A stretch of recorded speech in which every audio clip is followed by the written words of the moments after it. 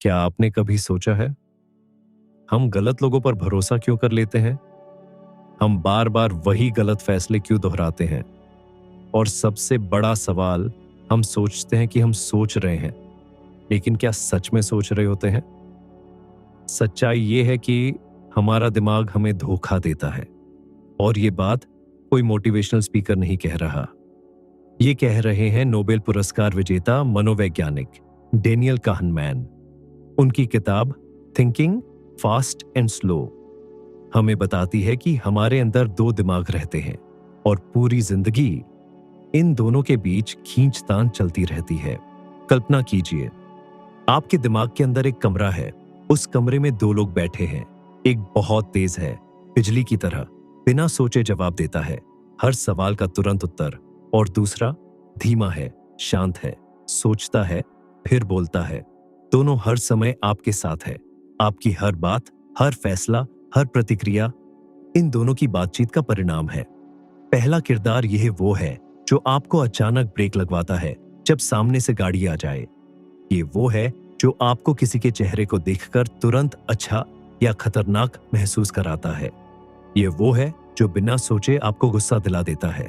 यह तेज है, भावनात्मक है और ऑटोमेटिक है। इसे मेहनत पसंद नहीं, इसे गति पसंद है। आप इसे महसूस करते हैं जब कोई आपकी तारीफ करता है और आप तुरंत खुश हो जाते हैं, और कोई आपको नजरअंदाज करता है और आप तुरंत बुरा मान लेते हैं, या कोई हेडलाइन पढ़कर आप तुरंत राय बना लेते हैं। आपने एनालिसिस नहीं किया, आपने बस रिएक्ट किया। यही पहला किरदार है। अब दूसरा किरदार, अब सोचिए, जब आप नया घर खरीदने का फैसला लेते हैं तो क्या आप तुरंत निर्णय ले लेते हैं? नहीं, आप बैठते हैं, कीमत देखते हैं, लोकेशन देखते हैं, भविष्य सोचते हैं और लोन की गणना करते हैं। यह दूसरा किरदार है, धीमा, तार्किक, ऊर्जा लेने वाला और गंभीर। यह तब सक्रिय होता है जब आपको गणित का सवाल हल करना हो, या फिर कोई बड़ा फाइनेंशियल डिसीजन लेना हो, या फिर आप किसी बहस में तर्क दे रहे हो और आप खुद को गुस्से से रोक रहे हो। लेकिन समस्या यह है, ये बहुत मेहनती है और मेहनत करने से दिमाग बचना चाहता है। लेकिन ड्रामा तब शुरू होता है जब पहला किरदार बोलता है, मुझे यह इंसान पसंद है, और दूसरे किरदार से जुद्धे बिना ही आप उस इंसान को भरोसेमंद मान लेते हैं। एक गहरी सच्चाई, आप सोचते हैं कि आप तर्क से फैसले लेते हैं, लेकिन रिसर्च कहती है आप पहले महसूस करते हैं, फिर उसे तर्क से सही साबित करते हैं। मतलब इमोशन पहले आता है, लॉजिक बाद में जस्टिफाई करता है। खुद से एक सवाल कभी आपने नोटिस किया है, जब कोई आपको क्रिटिसाइज करता है तो आप पहले आहत होते हैं, फिर बाद में सोचते हैं कि सामने वाला सही था या नहीं। लेकिन असली खतरा क्या है? खतरा यह है कि हमें पता ही नहीं चलता कि कब कौन कंट्रोल में है। और जब हमें पता नहीं होता तो हम अपनी गलतियों को किस्मत या दूसरों की गलती कह देते हैं। अब जरा सोचिए, अगर हमारा दिमाग दो सिस्टम से चलता है और ज्यादातर समय तेज भावनात्मक सिस्टम कंट्रोल में रहता है, तो क्या इसका मतलब यह है कि हम जो सबसे महत्वपूर्ण फैसले लेते हैं, करियर, पैसा, रिश्ते, जीवन साथी, वो भी एक आलसी और शॉर्टकट पसंद सिस्टम ले रहा होता है? और अगर ऐसा है तो हमारी सबसे बड़ी कमजोरी क्या है? क्या हमारा दिमाग सच में आलसी है? क्या हम सोचने से बचते हैं? और क्या यही वजह है कि हम बार बार वही गलतियां दोहराते हैं? यही से शुरू होता है दूसरा अध्याय, दिमाग की सबसे बड़ी कमजोरी, कम मेहनत करना। अब असली खेल समझ में आएगा। आपको शायद बुरा लगे, लेकिन सच्चाई यह है, आपका दिमाग मेहनती नहीं है। वो इंटेलिजेंट है, शानदार है, लेकिन मेहनती नहीं है। और यही उसकी सबसे बड़ी कमजोरी है। डेनियल बताते हैं कि हमारे दिमाग में एक अनदेखा नियम चलता है, लॉ ऑफ लीस्ट एफर्ट, यानी जितनी कम ऊर्जा में काम हो जाए उतना ही बेहतर। आपका दिमाग हमेशा शॉर्टकट ढूंढता है। अगर किसी सवाल का आसान जवाब मिल सकता है तो वो मुश्किल जवाब खोजने की कोशिश ही नहीं करेगा। दूसरा किरदार क्यों सोया रहता है? क्योंकि वो एनर्जी खाता है। जब आप गहरी कैलकुलेशन करते हैं या किसी आर्ग्यूमेंट को लॉजिकली एनालाइज करते हैं, अपने गुस्से को कंट्रोल करते हैं, या फिर खुद से अनकंफर्टेबल सवाल पूछते हैं तो आपका दिमाग ज्यादा ग्लूकोज कंज्यूम करता है और शरीर नेचुरली एनर्जी बचाना चाहता है, इसलिए वो पहले किरदार को आगे कर देता है। तेज, आसान और कम मेहनत। असली खतरा कहाँ है? छोटे सवाल में गलती हो जाए, चलो ठीक है, लेकिन सोचिए, अगर यही गलती करियर चुनने में, बिजनेस पार्टनर चुनने में या लाइफ पार्टनर चुनने में या फिर इन्वेस्टमेंट डिसीजन में किसी के कैरेक्टर को जज करने में काम कर रहा हो तो हम सोचते हैं, हम सोचकर फैसला ले रहे हैं, लेकिन शायद हम बस पहला आसान जवाब पकड़ रहे होते हैं। मान लीजिए आपको कोई बिजनेस अपॉर्चुनिटी मिलती है। पहला किरदार कहता है, वो सब लोग कर रहे हैं, जल्दी इन्वेस्ट करो। लेकिन दूसरा किरदार कहता है, रुको, रिस्क क्या है, डेटा क्या कहता है, रिसर्च चाहिए, एनालिसिस चाहिए, टाइम चाहिए और हम थके हुए हैं, तो हम शॉर्टकट चुनते हैं और बाद में कहते हैं, मुझे लगा सही रहेगा। दिमाग गैप भर देता है जब जानकारी अधूरी होती है। दिमाग उसे पूरा कर देता है, उसे अनसर्टेनिटी पसंद नहीं, तो वो कहता है, चलो जितना समझ आया उतना ही सही है। यानी आधी जानकारी से पूरा कॉन्फिडेंस, और यही कॉन्फिडेंस सबसे खतरनाक होता है। क्या आपने ये नोटिस किया है? जब कोई आपसे बहस करता है, आप तुरंत जवाब देते हैं, आप सोचते नहीं, डिफेंड करते हैं। क्यों? क्योंकि डीप सोचने में मेहनत लगती है, अपनी गलती मानने में और ज्यादा मेहनत लगती है, तो दिमाग शॉर्टकट लेता है, मैं सही हूं। यही वजह है कि हम हेडलाइंस पढ़कर ओपिनियन बना लेते हैं, हम पहली इंप्रेशन पर भरोसा कर लेते हैं और हम इमोशनल डिसीजन को लॉजिकल लेबल दे देते हैं, क्योंकि सच में सोचना थकाने वाला काम है। लेकिन एक ट्विस्ट है, बुद्धिमत्ता सिर्फ आईक्यू नहीं है। बुद्धिमत्ता है दूसरे किरदार को कब एक्टिवेट करना है, ये पहचानना। स्मार्ट लोग हमेशा ज्यादा इंटेलिजेंट नहीं होते, वे बस ये पहचान लेते हैं कि ये मोमेंट स्लो थिंकिंग का है। अब खुद से एक अनकंफर्टेबल सवाल पूछो, कितने फैसले आपने इसलिए लिए क्योंकि वो आसान थे, ना कि इसलिए क्योंकि वो सही थे? और अगर हमारा दिमाग मेहनत से बचता है, तो क्या यह भी संभव है कि हमारे आसपास की दुनिया हमें जानबूझकर ऐसी चीजें दिखा रही हो जो हमारे पहले किरदार को एक्टिवेट करे, ताकि हम बिना सोचे रिएक्ट करें? अगर हमारा दिमाग खुद शॉर्टकट लेना चाहता है, तो क्या कोई इस कमजोरी का फायदा उठा सकता है? और अगर हां, तो क्या हम सच में अपने फैसलों के मालिक हैं? यही हमें ले जाता है तीसरे अध्याय की ओर। अब तक हमने समझा, हमारे अंदर दो किरदार हैं और हमारा दिमाग मेहनत से बचता है। लेकिन अब जो आप सुनने वाले हैं, वो और भी ज्यादा चौंकाने वाला है। कई बार आप सोच भी नहीं रहे होते, फिर भी आपका दिमाग फैसले ले रहा होता है, यानी आप ऑटो पायलट पर जी रहे होते हैं। प्राइमिंग क्या है? प्राइमिंग का मतलब है आपके दिमाग को बिना बताए पहले से तैयार कर देना। कोई शब्द, कोई तस्वीर, कोई माहौल आपके दिमाग में एक खास सोच एक्टिवेट कर देता है और आपको पता भी नहीं चलता। प्राइमिंग सिर्फ सोच नहीं बदलता, व्यवहार भी बदलता है। रिसर्च में लोगों को बुढ़ापे से जुड़े शब्द पढ़ाए गए, जैसे झुर्रियाओं, रिटायरमेंट और सफेद बाल। फिर उन्हें कमरे से बाहर जाते हुए ऑब्जर्व किया गया। रिजल्ट? वे लोग सामान्य से धीरे चलने लगे। किसी ने उनसे धीरे चलो नहीं कहा था, लेकिन उनका दिमाग ऑलरेडी सिग्नल ले चुका था। पैसा सोचो, और इंसान बदल जाता है एक और एक्सपेरिमेंट में। कुछ लोगों को बस पैसों की तस्वीर दिखाई गई, बस इतना। फिर देखा गया वे दूसरों से कम मदद मांगते हैं, अकेले काम करना पसंद करते हैं और ज्यादा सेल्फ सेंटर्ड हो जाते हैं। यानी सिर्फ पैसे का विचार बिहेवियर बदल देता है। इसका मतलब क्या है? आप सोचते हैं कि आप अपने डिसीजंस खुद लेते हैं, लेकिन असल में आपका एनवायरनमेंट, आपका फोन, आपकी सोशल मीडिया फीड और आपके आसपास की लैंग्वेज आपको प्राइम कर रही होती है। आपका पहला किरदार साइलेंटली इन्फ्लुएंस हो रहा होता है और दूसरे किरदार को पता भी नहीं चलता। आज की दुनिया में प्राइमिंग हर जगह है। एड्स आपको बताते हैं कि आपको क्या चाहिए। न्यूज आपको बताती है किससे डरना है। सोशल मीडिया आपको बताता है किससे कंपेयर करना है और ब्रांडिंग आपको स्टेटस महसूस कराती है।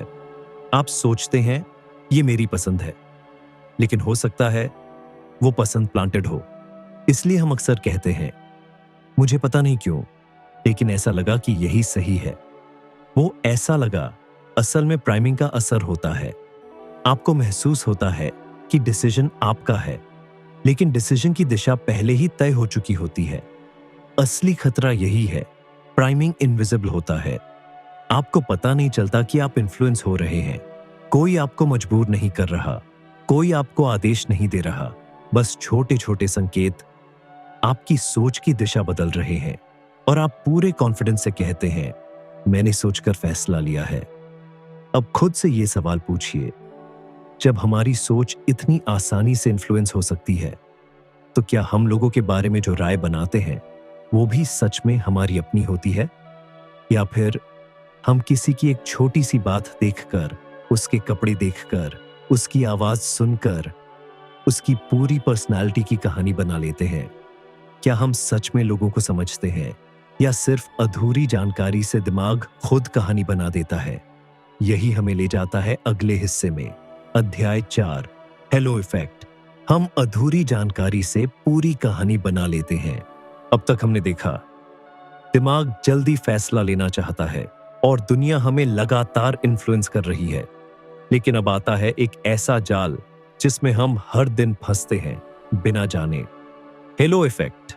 हेलो इफेक्ट क्या है? हेलो इफेक्ट का मतलब है किसी इंसान या चीज की एक खासियत देखकर हम उसके बारे में बाकी सब कुछ मान लेते हैं। यानी एक छोटी सी जानकारी से पूरा फैसला। एक रियल लाइफ सिचुएशन सोचिए।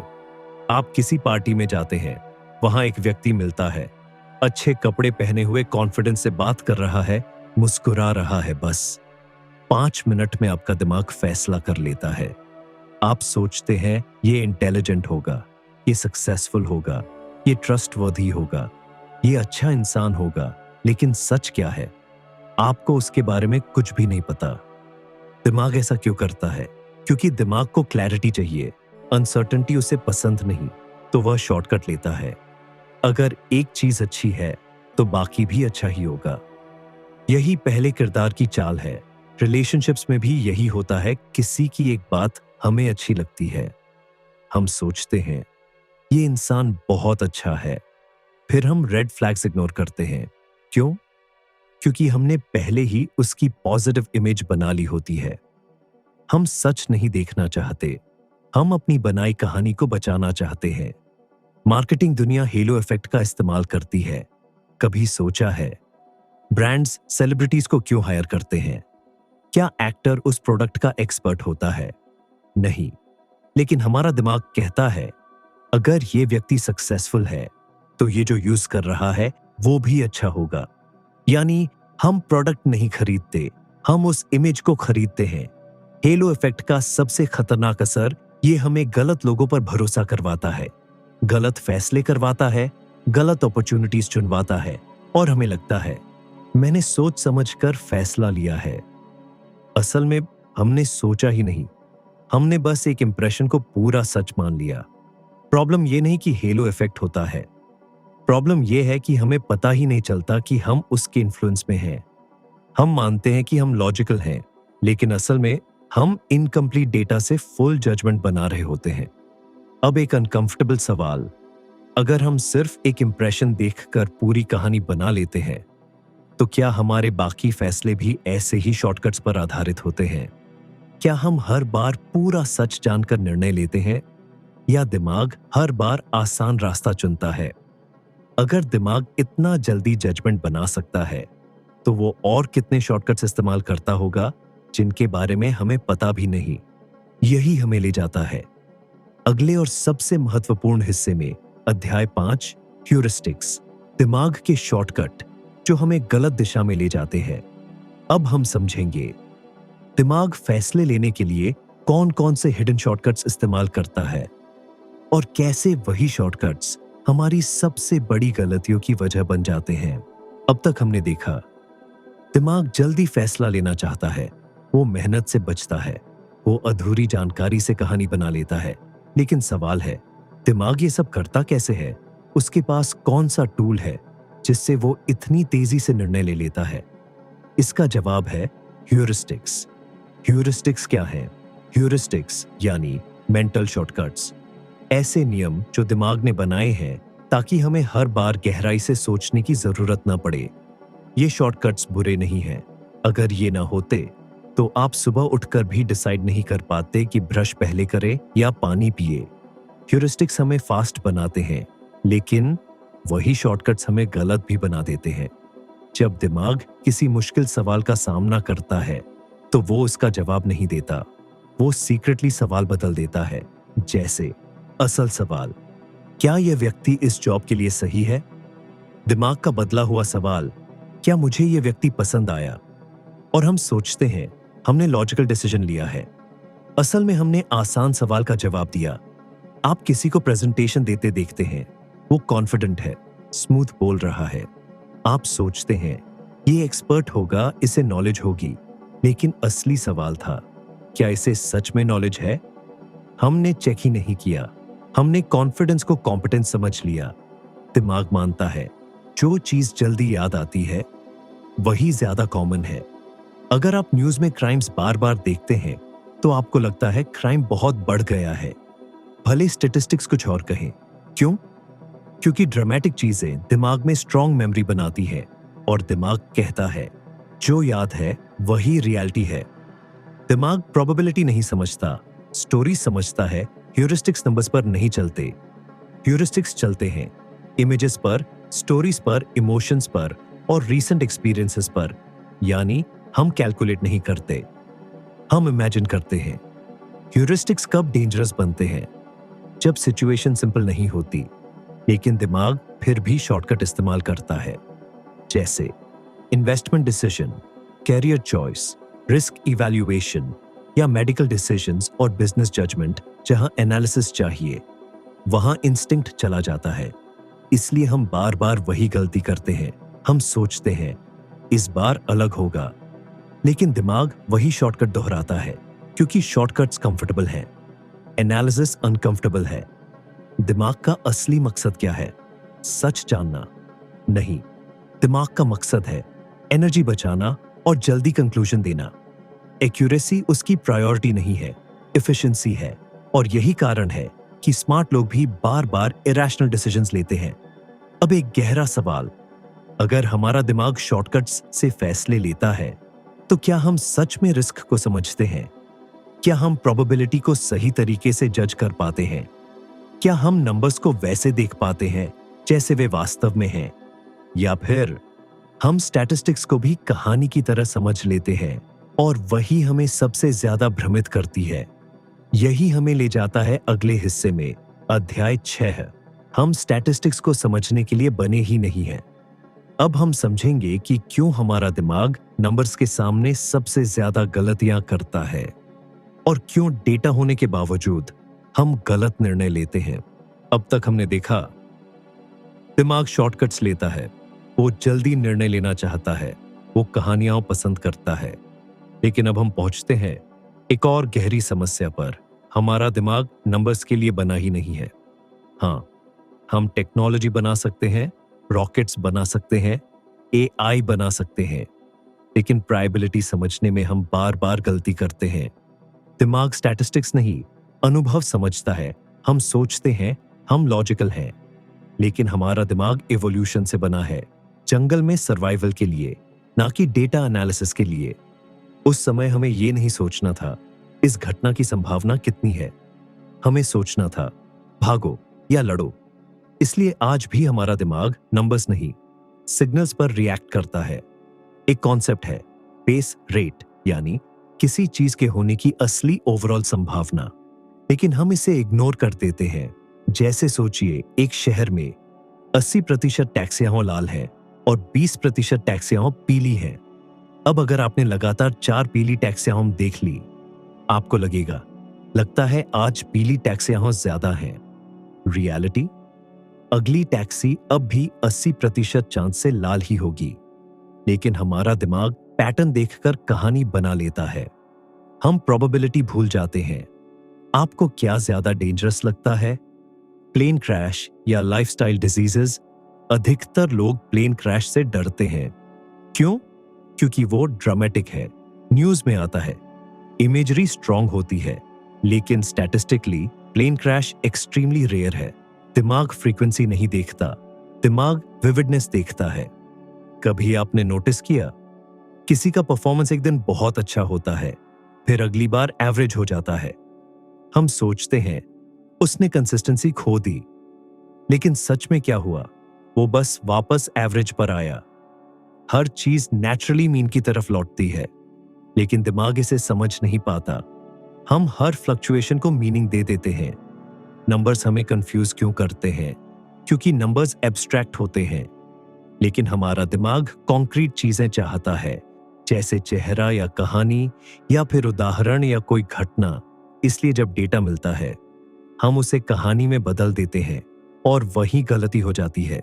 यही वजह है कि हम इन्वेस्टमेंट्स गलत करते हैं, हम रिस्क गलत जज करते हैं, हम ट्रेंड्स को गलत समझते हैं, हम डेटा होते हुए भी इंट्यूशन पर चलते हैं। हम स्टैटिस्टिक्स को नहीं समझते, हम उसे महसूस करने की कोशिश करते हैं और स्टैटिस्टिक्स फील नहीं होती। अब एक और गहरा सवाल, अगर हमारा दिमाग नंबर्स को सही समझ ही नहीं पाता, तो क्या हम अपने पास्ट एक्सपीरियंसेस को सही याद रखते हैं? क्या हम जो याद करते हैं वो सच होता है, या हमारा दिमाग वहां भी कहानी बना देता है? क्या हमारी यादें भी उतनी ही अनरिलायबल हैं जितना हमारा जजमेंट? यही हमें ले जाता है अगले हिस्से में, अध्याय 7, हमारा याद रखने वाला दिमाग। हमें झूठ बोलता है। अब हम समझेंगे कि हमारा मेमोरी सिस्टम सच रिकॉर्ड नहीं करता, वो एक कहानी बनाता है और हम उसी पर भरोसा कर लेते हैं। हमारा दिमाग शॉर्टकट्स लेता है। हम स्टैटिस्टिक्स सही से नहीं समझते, हम फैसले जल्दी लेते हैं। लेकिन अब जो आप समझने वाले हैं, वो हमारी सबसे पक्की मान्यता को हिला देता है। हमें लगता है कि हमारी यादें सच होती हैं, लेकिन सच्चाई यह है, हम जो याद रखते हैं वो सच नहीं होता, वो एक एडिटेड वर्जन होता है। हमारे अंदर दो सेल्फ होते हैं। डैनियल बताते हैं कि हमारे अंदर दो तरह के स्वयं होते हैं।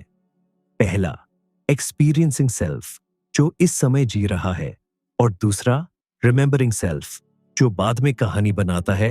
एक्सपीरियंसिंग सेल्फ हर पल महसूस करता है, रिमेंबरिंग सेल्फ तय करता है कि वो पल याद कैसे रहेगा। और समस्या, फैसले रिमेंबरिंग सेल्फ लेता है, ना कि एक्सपीरियंसिंग सेल्फ। मान लीजिए आप 7 दिन की ट्रिप पर गए। 6 दिन सब शानदार था, आखिरी दिन खराब एक्सपीरियंस हो गया। अब जब कोई पूछेगा ट्रिप कैसी थी, आप कहेंगे यार उतनी अच्छी नहीं थी।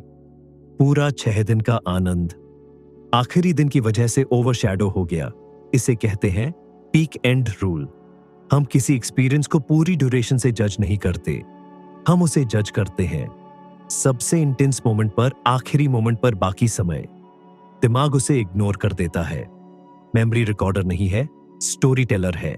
हम सोचते हैं मेमोरी एक कैमरा है, लेकिन मेमोरी एक्चुअली एक स्टोरी एडिटर है।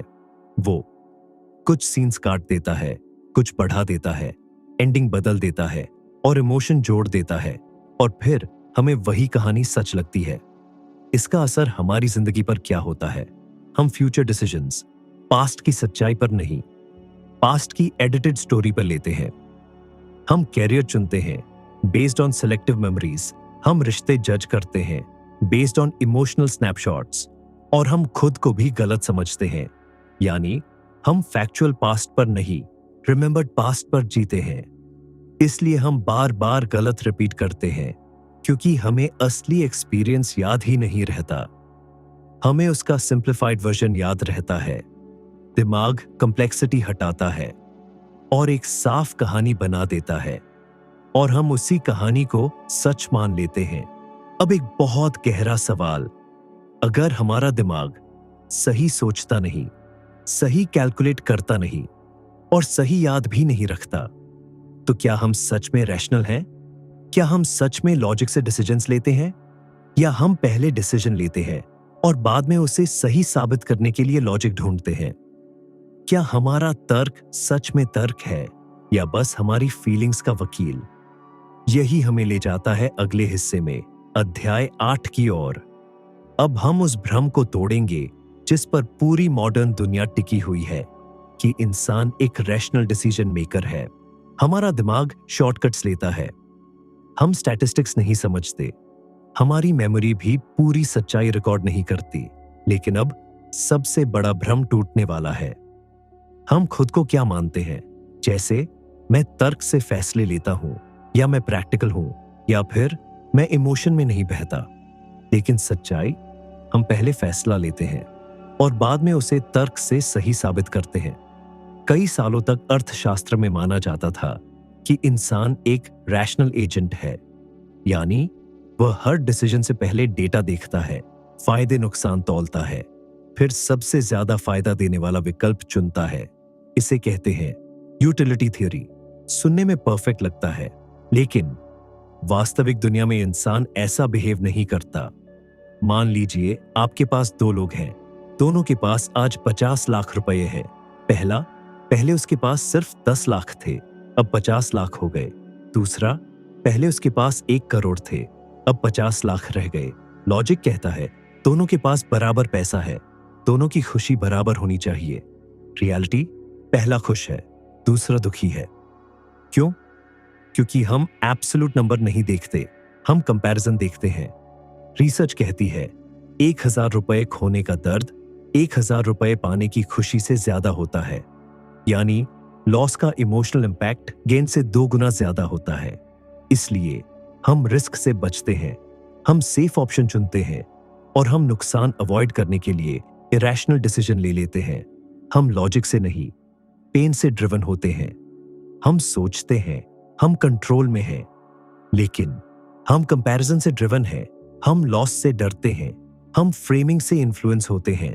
फिर भी हम कहते हैं मैं पूरी तरह लॉजिकल हूं। यही इल्यूजन है। असली डेंजर क्या है? जब इरैशनल इंसान खुद को रैशनल समझता है, क्योंकि तब वह अपनी गलती नहीं देखता। वह मानता है मैं सही हूं, डेटा गलत है। और यही mindset business failure, relationship problems, financial loss सबका कारण बन सकता है। अब एक बहुत महत्वपूर्ण सवाल, अगर हम उतने रैशनल नहीं हैं जितना हम सोचते हैं, तो क्या हमें सच में अपनी समझ पर इतना भरोसा करना चाहिए? क्या यह संभव है कि हमें लगता है हम दुनिया को समझते हैं, लेकिन असल में हम सिर्फ कॉन्फिडेंट हैं, करेक्ट नहीं? क्या हमारी सबसे बड़ी कमजोरी हमारा इरैशनल होना नहीं, बल्कि हमारा ओवर कॉन्फिडेंट होना है? यही हमें ले जाता है अगले हिस्से में, ओवर कॉन्फिडेंस। अब हम समझेंगे कि इंसान की सबसे खतरनाक आदत क्या है, अपनी अधूरी समझ पर पूरा विश्वास। अब तक हमने जाना हमारा दिमाग शॉर्टकट्स लेता है, हम स्टैटिस्टिक्स गलत समझते हैं, हम रैशनल भी उतने नहीं है जितना सोचते हैं। लेकिन इन सब के ऊपर एक और परत है, सबसे खतरनाक, ओवर कॉन्फिडेंस। यानी हमें लगता है कि हम सब समझते हैं, जबकि हम नहीं समझते। हमारा दिमाग अनसर्टेनिटी पसंद नहीं करता। जब भी हमें कोई अधूरी जानकारी मिलती है, दिमाग खुद ही गैप्स भर देता है। वो कहता है अब मुझे सब समझ आ गया, भले ही हमने सिर्फ 20% सच देखा हो। दिमाग एक स्टोरी बना देता है और हम उस कहानी पर पूरा विश्वास कर लेते हैं। हम अक्सर कहते हैं उसने रिस्क लिया इसलिए सफल हुआ, उसकी माइंडसेट अलग थी इसलिए जीत गया, उसने ये स्ट्रैटेजी अपनाई इसलिए करोड़पति बन गया। हमें लगता है सक्सेस एक्सप्लेन की जा सकती है, लेकिन सच, सक्सेस में लक, टाइमिंग, रैंडमनेस, अनसर्टेनिटी सब शामिल होते हैं। हम बाद में कहानी बनाते हैं और सोचते हैं कि हमें फॉर्मूला मिल गया। इसे कहते हैं हाइंडसाइट इल्यूजन। घटना के बाद सब ऑब्वियस लगता है। लोग कहते हैं मुझे पहले से पता था ये होगा, मैंने पहले ही अंदाजा लगा लिया था, ये डिसीजन तो साफ था। रियलिटी, अगर सच में इतना साफ होता तो दुनिया में कोई गलत फैसला ही नहीं करता। हम प्रिडिक्ट नहीं करते, हम बाद में अपने मेमोरी को एडिट कर देते हैं ताकि लगे कि हमने प्रिडिक्ट किया था। एक्सपर्ट्स भी इस जाल से नहीं बचते। एक्सपर्ट्स, एनालिस्ट्स, प्रोफेशनल्स सब ओवर कॉन्फिडेंस का शिकार होते हैं। उन्हें लगता है कि उनका नॉलेज अनसर्टेनिटी को हटा देता है। लेकिन जितनी कॉम्प्लेक्स दुनिया होती है, उतना ज्यादा रैंडमनेस काम करता है। फिर भी हम बिलीव करते हैं कि हम कंट्रोल में हैं। इस किताब का सबसे बड़ा सबक यह है कि हमारी जिंदगी की सबसे बड़ी गलतियां गलत इरादों से नहीं होती, वे होती हैं गलत सोचने के तरीकों से। अगर हम अपने दिमाग की सीमाएं समझ लें, तो हम बेहतर फैसले ले सकते हैं। ज्यादा नहीं, बस थोड़ा धीमे, थोड़ा जागरूक होकर। अगर इस वीडियो ने आपको सोचने पर मजबूर किया है, तो अभी एक काम कीजिए, कमेंट में लिखिए, आज के बाद आप किस फैसले में स्लो थिंकिंग अपनाने वाले हैं। और अगर आप चाहते हैं कि हम ऐसी ही माइंड ओपनिंग किताबों को आसान हिंदी में समझते रहे, वीडियो को लाइक करें, चैनल को सब्सक्राइब करें और इसे उस दोस्त के साथ जरूर शेयर करें जो हमेशा कहता है, मुझे सब पता है। क्योंकि असली बदलाव वहीं से शुरू होता है, जहां हमें एहसास होता है हमारा दिमाग पावरफुल है, लेकिन फ्लॉलेस नहीं।